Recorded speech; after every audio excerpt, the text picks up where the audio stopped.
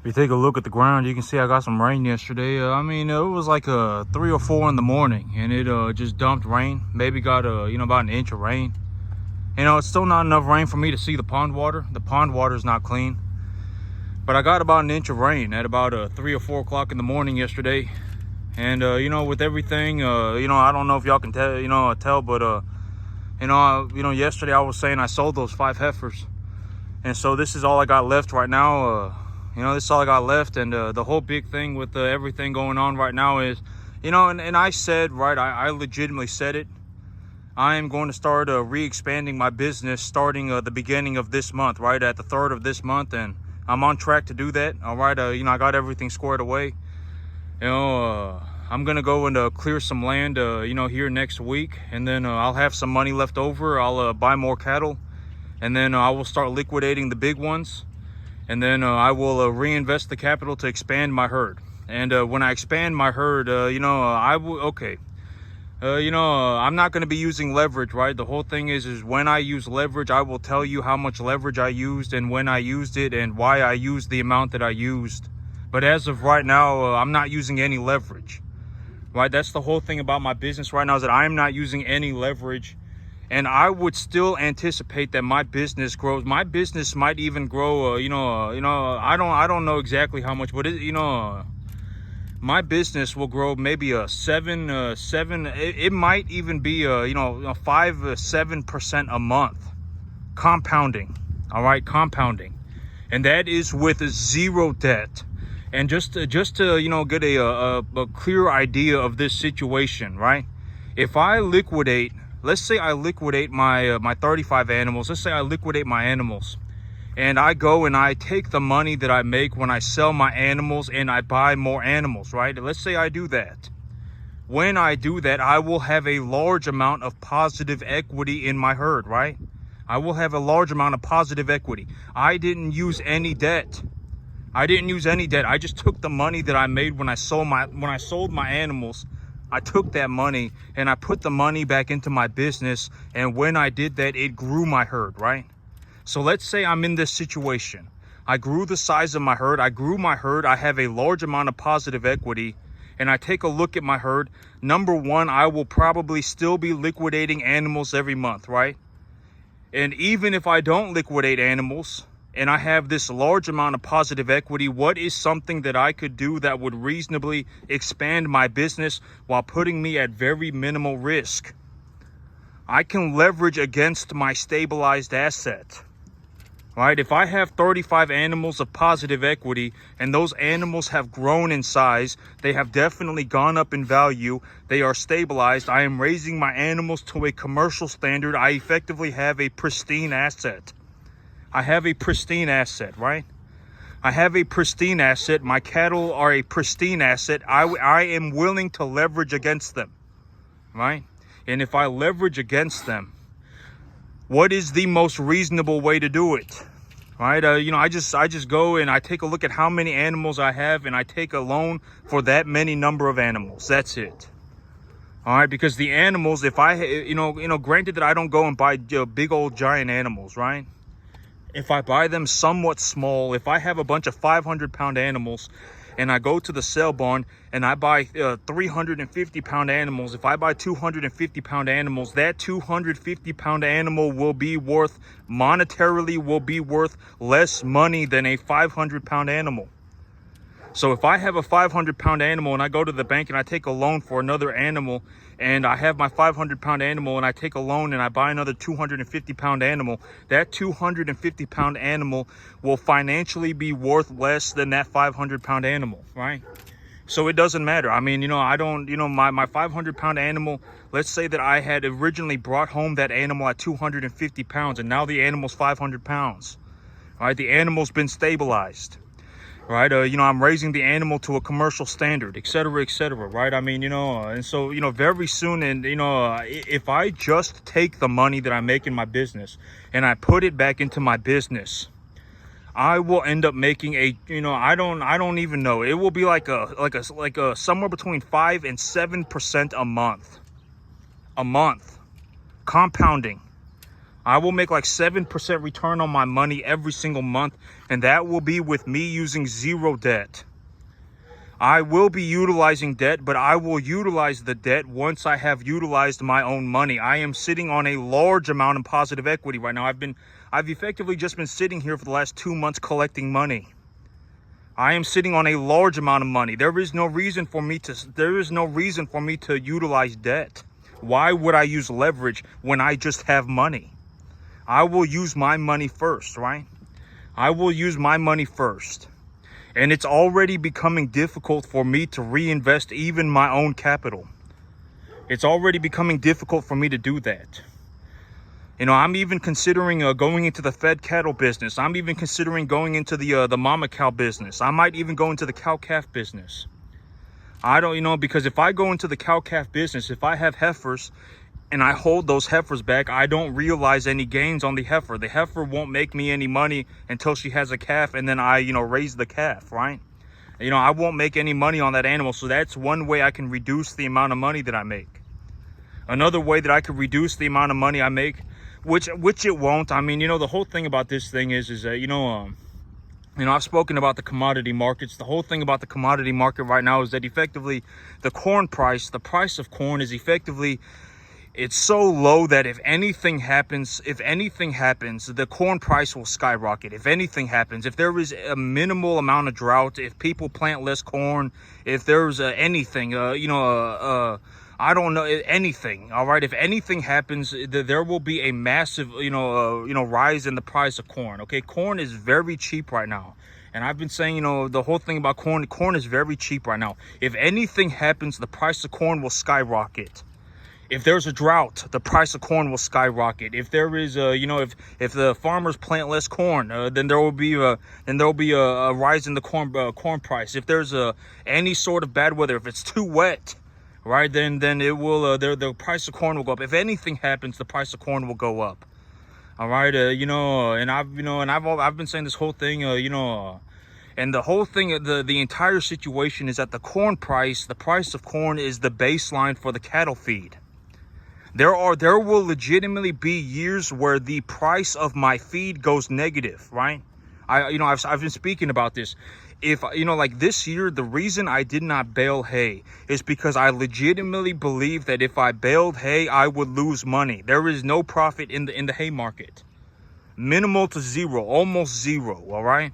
There is a possibility that if I bale hay, I will lose money. I was not expecting weather conditions to be this good. I am in the very middle of summer, and my animals, the grass on my field is still 5 to 7 inches tall. The grass on my field is actually still growing. It's still like 5 inches tall, 7 inches tall. All right, and my field is being grazed at 3.5 animals per acre in the middle of summer. All right, I did not expect the weather conditions to be this good this year. All right, but there will be years where my feed costs, the cost of me feeding my animals, may legitimately go negative. But if that happens, the price of cattle will also probably go down, because the corn market and the feeder cattle market, in terms of a commodity market dynamic, are effectively on a counterweight. All right, if the corn price goes up, chances are feeder cattle are going to go down. Cattle prices are going to go down. If cattle prices go down, grain markets are probably going to go up. Which way it happens. If the feeder cattle price goes up, corn prices are probably going down. And this year we're in kind of this wonky situation where the inventories for beef cattle are really low, and the conditions for growing corn are astronomically good.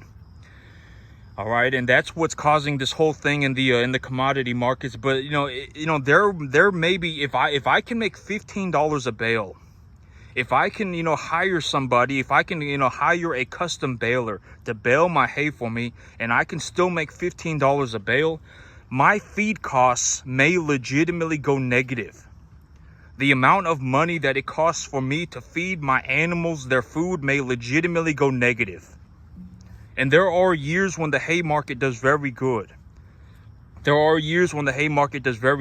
year is not, I would not even bale hay. I'm not even baling hay this year because I may legitimately end up losing money if I bale hay. All right, that's why I'm not baling hay. All right, you know, there is legitimately zero profit, and that's effectively just another way to look at the corn market. I would bet that if you like, you know, the corn people, the people who are, you know, growing corn, I would almost bet that, you know, you're not going to make much money this year. And, you know, and it's kind of a rough situation. All right. It's kind of a rough situation to be in the corn market this year. You know, machinery costs are very high. Interest rates are high. Corn prices are very low. Fertilizer, fertilizer is a bit more, you know, expensive than the average. And, you know, there's all these things going on, and the price of corn is just astronomically low. So, I mean, you know, that's kind of a rough situation, all right? But, you know, there may, you know, and I'm even considering going into the fed cattle business, because if I can make a positive return on my feed, if I legitimately have a negative cost of gain, if it costs me negative money to put weight on my animals, if that is what happens, why would I not raise my animals to the absolute biggest size? Right? Why would I not just take my animals up to 1,400 pounds? Why not? Right? If my cost of gain goes negative, there will be years where my cost of gain goes negative. And my whole thing about the cattle business is that the reason that I make such a massive amount of money in the cattle business is what? Because I am very good at growing grass. Right? In terms of having opportunities, why do I have so many opportunities? Because as far as I know, I'm the only person in this business. I legitimately show up on pieces of land that have nothing on them. You know, if anything, the land is having problems. Got a bunch of mesquite trees. Got a bunch of honey locust trees. I had an idiot on my farm. You know, I had this guy who was running cattle on my farm, but he was kind of an idiot, and he didn't do anything, and now my property is whatever. And so I fired him. So now I'm looking for somebody else. That's why I have opportunities. In terms of opportunities, why do I have opportunities? And as far as I know, I'm the only person in this line of work. I'm the only one that does it. All right, I'm the only one. All right, as far as I know, I'm the only one. I haven't met anybody else in this business other than me. All right, you know, I'm effectively the only one as far as I know. But that's the business that I'm in. I can show up on a piece of land by myself.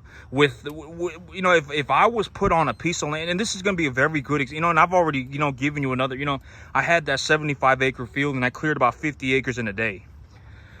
You know, I got another 180-acre field, and I'll probably clear, I'll probably end up clearing about 100 or 150 acres of it next week. All right, it's kind of a rough situation. You know, I'll clear somewhere between 100 and 150 acres. I'll clear as much of it as I need as I go. All right, and even when I clear it, I will probably have to come back through the property within about 2 or 3 months and herbicide the whole thing. All right, I probably will have to, or the trees will come back. And so, you know, as far as I know, I'm the only person in this line of work. I'm the only one in this business. All right, you know, and it just is what it is. You know, I don't know anybody else in this business other than me. You know, but that's effectively what I do for a living. That's why I make such a massive amount of money, right? You know, that's why I have opportunities, right? And in terms of making money in the cattle business, why do I make such a large amount of money in the cattle business? Why does that happen? It's because I'm very good at growing grass, and also I am fortunate to be in a massive cattle market. Right, my area in Texas, this area of Texas has a massive cattle market, and our weather is pretty much good about 8 to 9 months out of the year for growing hay. I don't need any irrigation equipment. If I have one tractor, I don't even need a tractor, right? I mean, if I have, if I just take my truck to the local fertilizer yard, they will legitimately rent me a broadcaster for free. And in all honesty, that would not be an ideal situation, but I could still, in terms of a realistic sense with I could still make that work. You don't even need a tractor. All right, if you have a broadcaster, and as long as you understand that, I've always said that ryegrass, if you don't have a plow, if you're legitimately dead set on not plowing your field, right, you can put ryegrass on the top of but the ryegrass will effectively germinate anywhere. If you just broadcast the ryegrass on top of your field, your ryegrass will still grow. But the big problem with ryegrass is that the big problem with ryegrass is that when the grass is in a very early stage of vegetation, the feed values of that grass are absolutely astronomical. once the grass has entered, late stage of vegetation, it will actually go into flowering very quickly. That's the opportunity, the window of opportunity for harvesting the grass is very small. You don't have a long time to graze that grass. All right, if you're legitimately going to graze a ryegrass field, if you're legitimately thinking about growing ryegrass, and you've considered the benefits and the costs and everything, whatever, and the cost and the benefits and et cetera, and you've decided to grow ryegrass. To properly graze ryegrass with 500-pound animals, you may need about 10 animals per acre. You may need about 7 animals per acre. If you don't graze it at about 7 animals per acre, 10 animals per acre, granted that you grow it somewhat correctly, you're probably going to have to graze that grass at about 7 to 10 animals per acre. And if you graze it at 7 to 10 animals per acre, then you may have a reasonable feed stuff. If you don't graze it with 7 or 10 animals per acre, your grass will go to seed very quickly. And if your grass goes to seed very quickly, the feed values of the grass will go down very quickly. And once the seed has developed, the grass will completely die. All right, so that's the situation that you're in with ryegrass. And with everything going on right now, with everything, my feed costs. The cost of feeding my cattle may legitimately go negative. The money that it requires me to feed my animals may genuinely go negative. It might legitimately go negative. At some point, the corn market will recover. That's effectively like saying the cattle feed market will recover. The hay market will recover. And if the hay market recovers even a little bit, if the price of hay goes up by, 20-30%, and there is a margin for me to make money in the hay, and I bale the hay and I sell it, right? I just, make my $10 a bale. My costs for feeding my animals may genuinely go negative. They may legitimately go negative. All right, they may legitimately go negative. When I grow grass, I am one of the best grass growers on the entire planet. All right, I do it very well. All right, I do it extremely well. And I've always said that, money talks. Right, money talks. At the end of the day, it just is what it is. I mean, money's not an opinion, right? If you have a bunch of opinions and you have no money, I mean, what are you gonna do with that? What are you gonna do with that? You're gonna take your opinions to the bank, right? What are you gonna do with your opinions, right? They're not gonna do anything. What are you gonna do with that? All right, I mean, it's like, and I've always, the whole thing about it, if you're not even doing 10%, right? If you're not even doing 10%, that's borderline pathetic. I'm serious, and I'm not saying this to be a malicious person. I'm not saying this to be a horrible person. I am saying that is borderline pathetic, like practically idiocy. How are you not even getting to the 10% mark? And the whole thing about this is that, and I talk about this, the whole thing. Nobody, I'm a first generation farmer. First generation. I legitimately taught myself how to do all of this. I started this business. I taught myself how to run cattle. Right? I don't, how, and even the whole thing about me is that nobody showed me how to do this. And I still did it. And I'm sitting here showing you exactly how I do it. And if you're not even doing 10%, how is that even possible? How is that even possible? How are you not even doing 10%? I don't understand. You're going to die poor, and you're probably an idiot. I'm serious. This is not a joke. All right? And I've always said that the whole thing about the 10% mark is that the reason you want to get to the 10% mark is because when you get to the 10% mark, everything costs you nothing.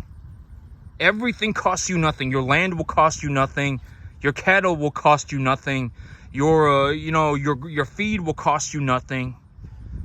Right? And the whole thing about it is if you really commit yourself, you can probably get to the 10% mark within 3 years. You probably can. And the whole, and even if you're just starting and you're at the 0% mark, or maybe you're even negative, you're actually doing more or less the complete wrong thing. you're you know, and I've always said that if you are misinformed, if you are genuinely misinformed, like if what you know is incorrect, if what you know is incorrect, the longer that happens for, the more permanent the damage becomes. If you're sitting there legitimately thinking that fertilizer damages your environment, if you think fertilizer damages your environment, you're misinformed. Fertilizer does not damage the environment. If anything, fertilizer improves the quality of your environment. Granted that it's done correctly, that you diagnose the mineral deficiencies correctly and you utilize the proper amount. If you legitimately think antibiotics are bad, you're misinformed. And I've always said, imagine if you went to a doctor, and you probably don't understand this, but like 100 years ago, 200 years ago, if you were born 200 years ago, if you were born 300 years ago, there's a very realistic possibility that you would have just flat out died from a very minor infection. You had a cut on your arm, you had a nasal infection, you had an ear infection, you had something happen, you got a small cut on your leg, and then you died because there were no antibiotics.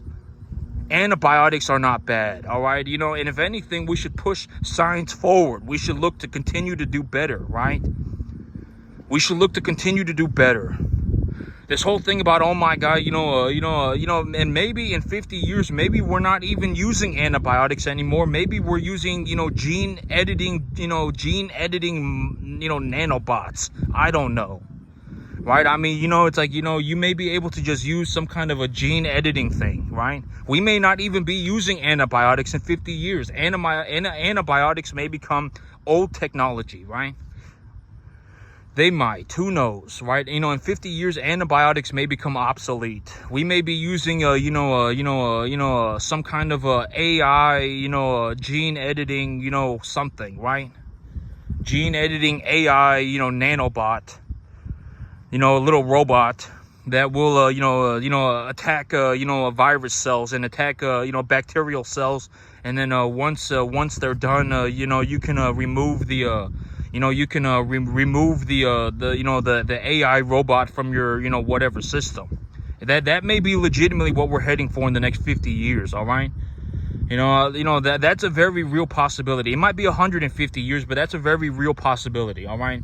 You have some AI, AI nanobot that, is specifically designed to find virus cells and specifically designed to find bacterial cells. And they will, act as your white blood cells, as a super defense system for the body.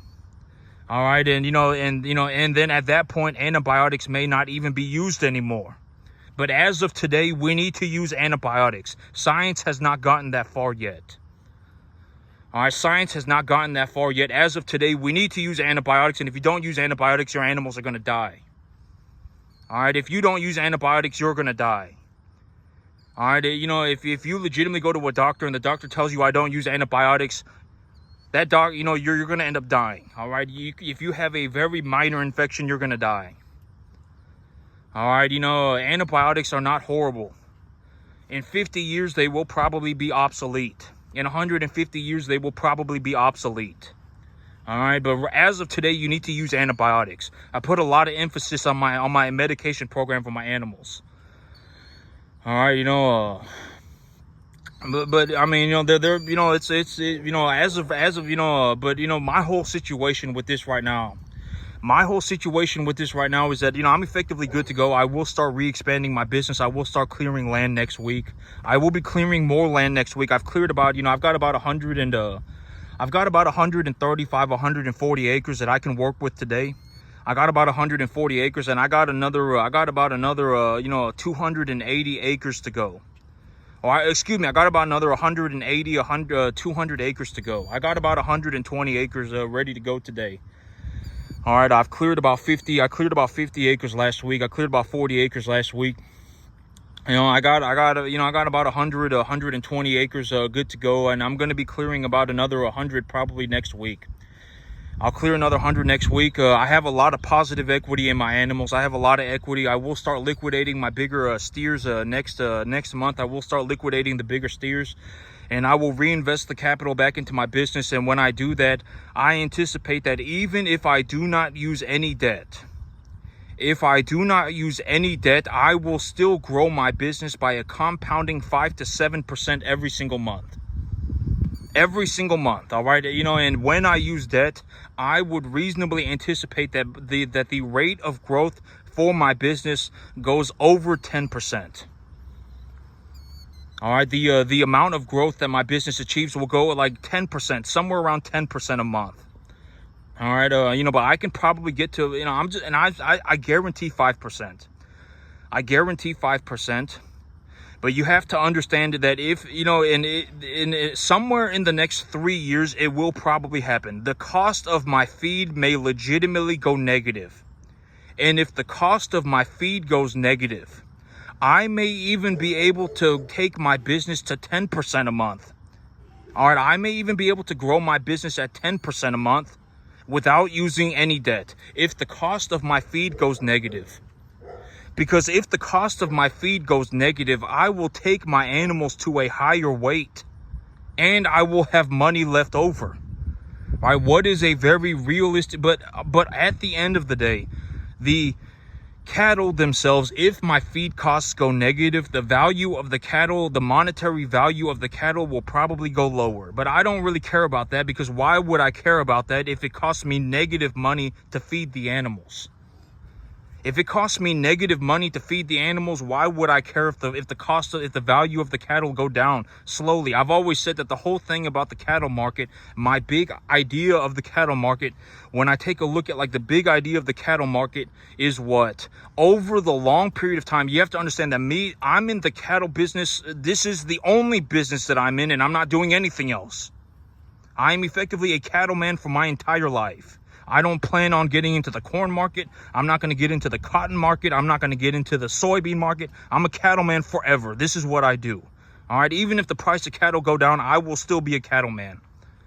All right. But if the price of cattle goes down, the cost of hay, the cost of corn will probably go up. All right. But, and if the cost of corn, if the cost of hay goes up, then the price of cattle will probably go down. But what would it matter to me? It won't. Because at the end of the day, I've always said that over the long term, I would anticipate that the price of cattle goes up. Over the long term, right? And so how do I manage the risk of the commodity markets? I buy into the market frequently. I'm looking into buying into the market every 2 weeks. Right, I buy into the market every month, every single month. I buy into the market every 2 weeks. If I buy into the market every 2 weeks, if I buy into the market every month for the rest of my life, legitimately forever, then I will be trading the average. And the average, from what I would reasonably anticipate, the average of the commodity markets over the long term for cattle will be in an upwards direction. There is a very realistic possibility that when you go to the grocery store right now, you may be paying $10 or $12 a pound for some steak. A ribeye steak at one grocery store that I went to, it was $10 a pound. At another grocery store that I went to, it was $14 a pound. So let's just say on the average, it's $12 a pound. There is a very realistic possibility that steak that you are paying $12 a pound for today, there is a very realistic possibility that in 20 years, the price of that steak will go up. There's a very realistic possibility of that. I talked about the global, financial system and everything, right? The monetary system. You can print money, but you cannot print assets. And if you print money and you don't print assets, you disproportionately increase the monetary supply. And that causes inflation. The increase in the monetary supply is what creates inflation. All right. I've spoken about all these things. All right. And I would reasonably anticipate that the price of beef over the long course of time will be in an upwards direction. And my whole thing about this is I am a cattleman forever. This is the only sector of the farming industry that I am in. I am a cattleman forever. I am legitimately in a cattle gold mine. Why would I do anything else? All right, my area of Texas has a massive number of cattle. Our weather is almost perfect 8 to 9 months out of the year for growing hay. I don't need any irrigation equipment. And at the end of the day, I'm very good at it. I'm extremely good at it. I may even be able to take my feed costs negative. I may genuinely be able to take the cost of gains, the amount of the money that it takes for me to put weight on my animals may genuinely go negative. It might go negative.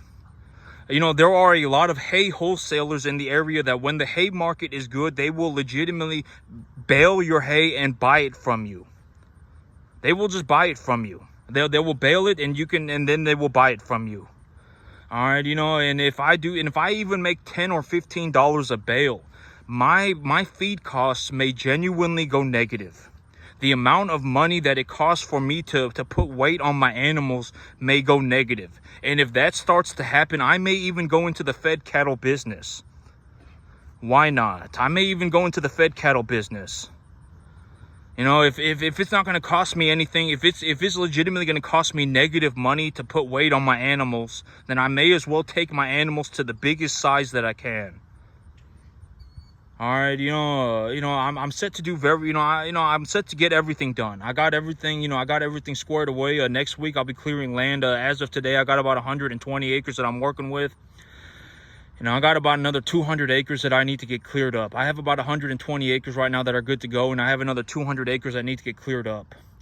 And I'm sitting on a lot of positive equity. I will start reinvesting my earnings, and I would reasonably anticipate that, probably within the next 3 or 4 months, I probably have, I'll probably start growing grass again next month.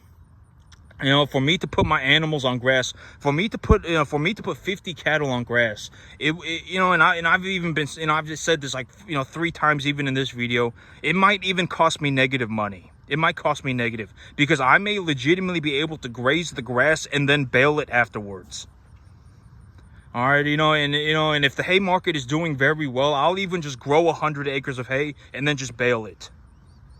All right, I could even do that if I'm not even using the land for the cattle. If I have enough, if I don't have enough space to run more, if I don't have enough if I don't have enough cattle to cover the space, I may legitimately just grow hay on the space and then just bale it. But at some point in time, the corn market will recover. Okay, the corn prices are very low right now.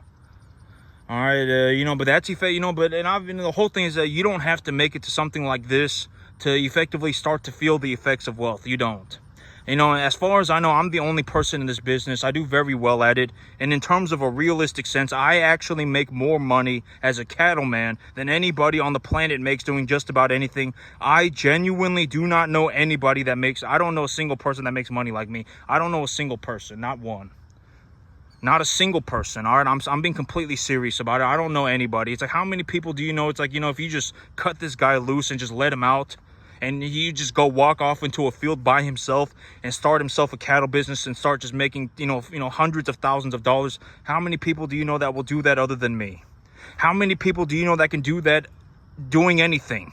Not even cattle, not even farming, but anything else. How many people do you know? It's like if you just let him go and just let him at it, and he just go off by himself and just start making hundreds of thousands of dollars with a 100% guarantee. How many people do you know that can do that? I don't know anybody else. I did find one person that I believe could reasonably do this, and that person is Warren Buffett. Warren Buffett could probably do it. If you like Warren Buffett, even if he had nothing, if you just said, have fun, Warren Buffett, go and do whatever you want, and you came back 6 months later, if you came back a year later, he would probably have made himself a large amount of money. All right, he probably would have. I don't other than Warren Buffett, I really don't know anybody else. I don't know anybody else, because in terms of systematically making money with money, that's something completely different.